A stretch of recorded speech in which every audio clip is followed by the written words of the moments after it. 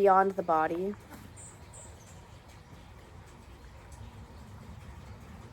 Chapter 18, The Passing of the Dream, Section 6. 1. There is nothing outside you.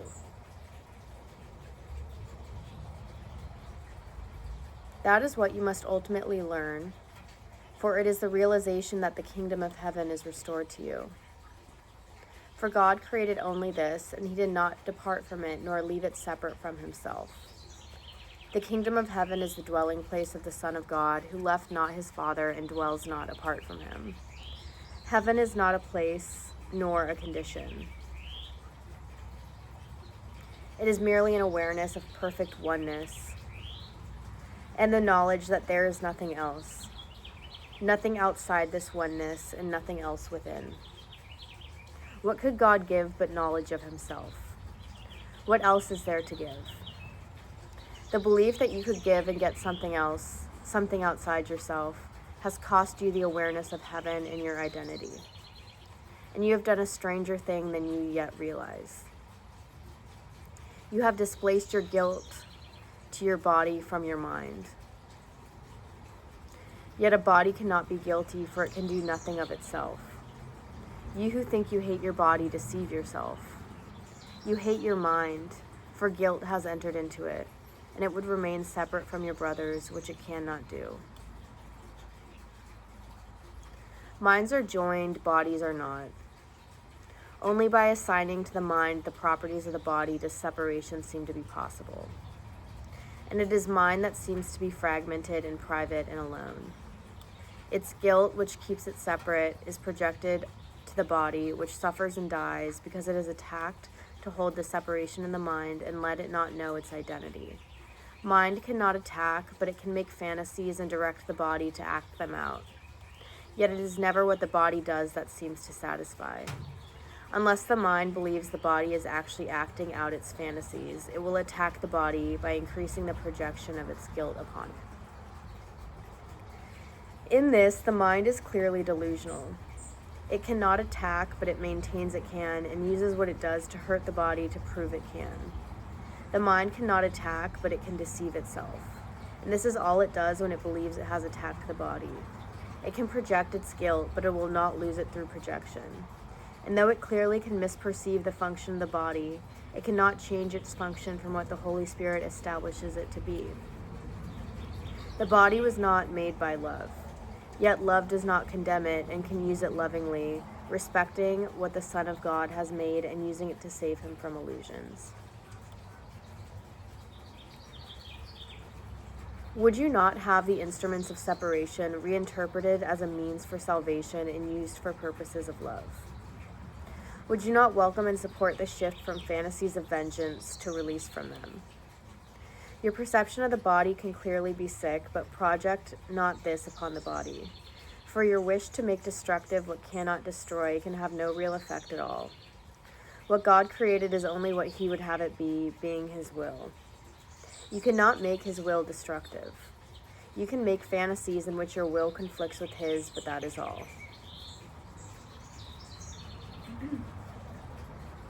6.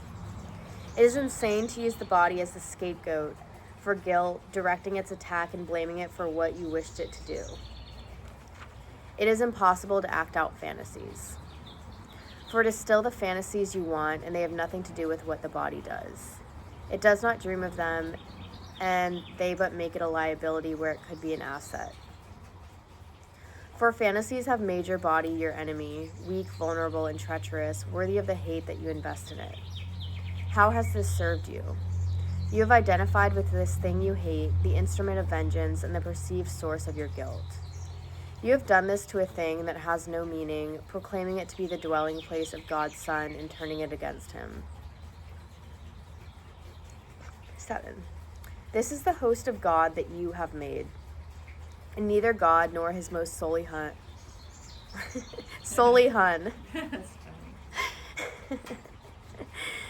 Son can enter an abode that harbors hate, and where you have sown the seeds of vengeance, violence, and death.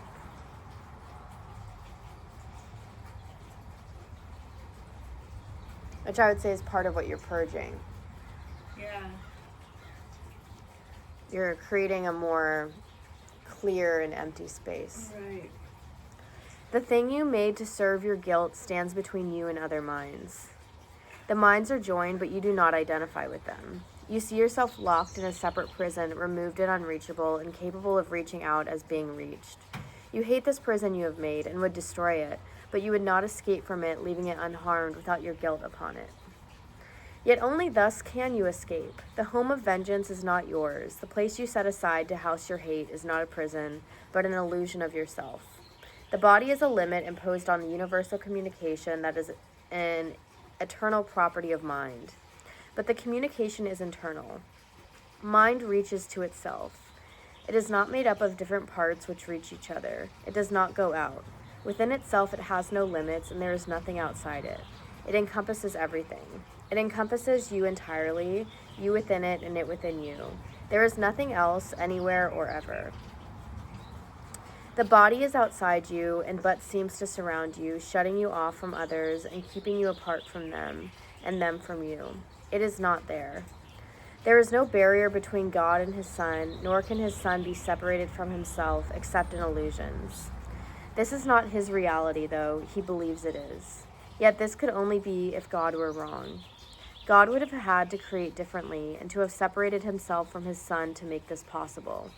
He would have had to create different things and to establish different orders of reality, only some of which were love. Yet love must be forever like itself, changeless forever and forever without alternative. And so it is. You cannot put a barrier around yourself because God placed none between himself and you. You can stretch out your hand and reach to heaven. You whose hand is joined with your brother's have begun to reach beyond the body, but not outside yourself, to reach your shared identity together. Could this be outside you, where God is not? Is he a body, and did he create you as he is not, and where he cannot be? You are surrounded only by him. What limits can there be on you whom he encompasses?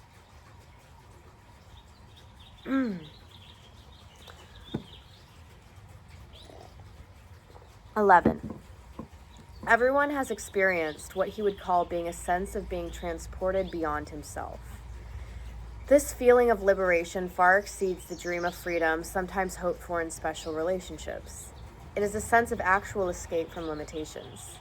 If you will consider what this transportation really entails, you will realize that it is a sudden unawareness of the body and a joining of yourself in something else in which your mind enlarges to encompass it.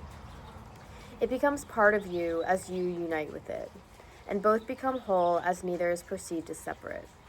What really happens is that you have given up the illusion of a limited awareness and lost your fear of union. The love that instantly replaces it extends to what has freed you and unites with it. And while this lasts, you are not certain of your identity and would not limit it. You have escaped from fear to peace, asking no questions of reality, but merely accepting it. You have accepted this instead of the body and have let yourself be one with something beyond it, simply by not letting your mind be limited by it. This can occur regardless of the physical distance that seems to be between you and what you join, of your respective positions in space, and of your differences in size and seeming quality. Time is not relevant. It can occur with something past, present, or anticipated. If something can be anything and anywhere, a sound, a sight, a thought, a memory, and even a general idea without specific reference. Yet in every case, you join it without reservation because you love it and would be with it. And so you rush to meet it, letting your limits melt away, suspending all the laws your body obeys and gently setting them aside. There is no violence at all in this escape. The body is not attacked, but simply properly perceived. It does not limit you merely because you would not have it so. You are not really lifted out of it. It cannot contain you.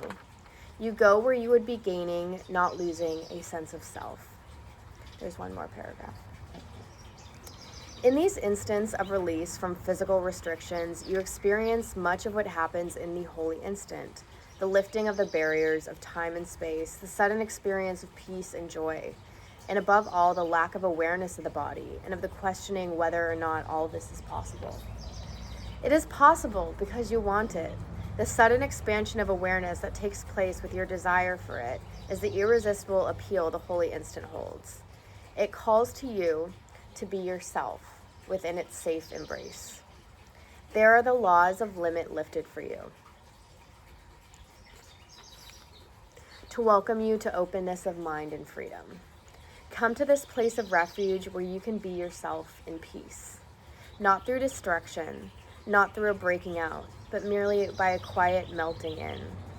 For peace will join with you there, simply because you have been willing to let go of the limits you have placed upon love, and joined it where it is and where it led you, in answer to its gentle call to be at peace. I love it, Kristen. I present you. Yeah, me too. Good one.